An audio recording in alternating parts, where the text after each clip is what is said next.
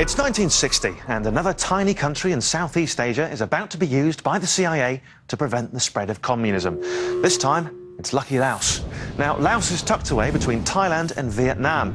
Most people would find it impossible to point out its borders, a problem that they'd share with the CIA, who decided that Laos was the key to winning the war in Vietnam.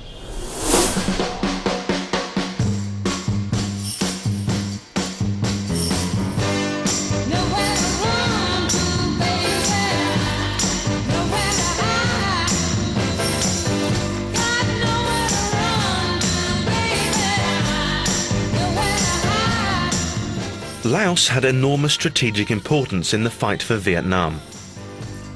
The Vietnamese communists from the north had been using a secret trail which ran through Laos to direct troops, weapons and supplies to fight the US troops in the south of Vietnam.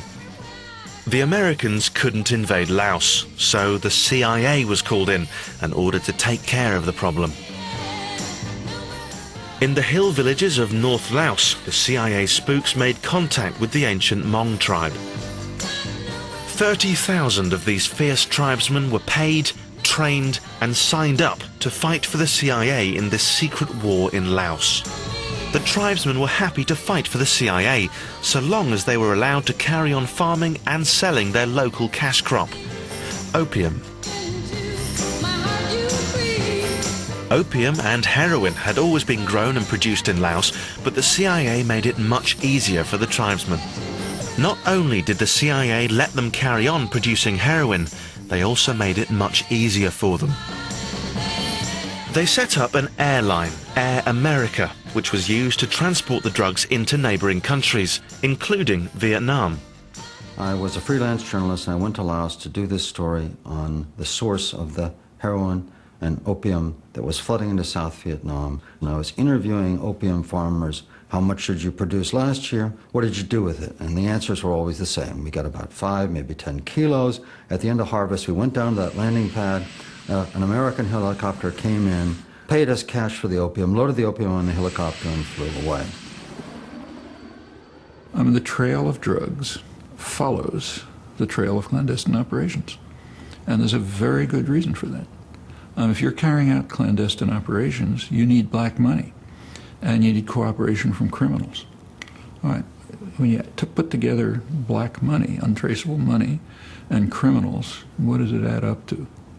Narco-trafficking. CIA headquarters had no idea what was going on the ground in Laos. Their agents in Laos had to keep the local drug traffickers happy in return for their support. So the CIA got their secret army by turning a blind eye to the heroin trade. But what the CIA hadn't thought about was where this heroin was headed.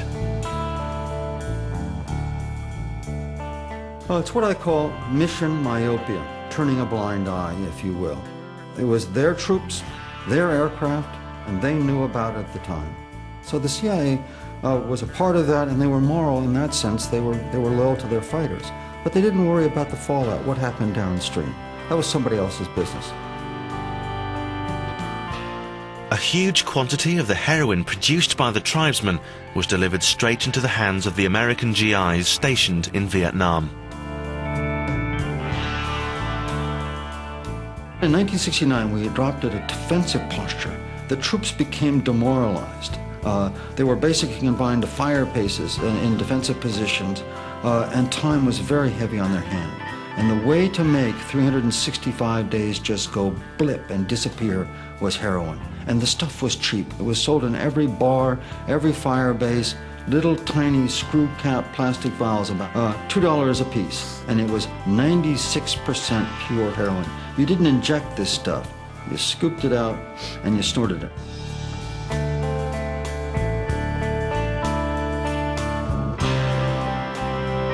The White House did a survey after the Vietnam War, and they discovered that in 1971, 1/3 of all U.S. combat forces fighting in Vietnam were heroin addicts.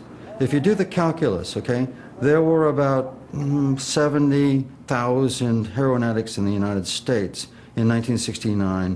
By 1971, there were 80,000 heroin addicts in the U.S. Army fighting in South Vietnam. That means there were probably more American heroin addicts inside the U.S. Army in South Vietnam than there were in the United States.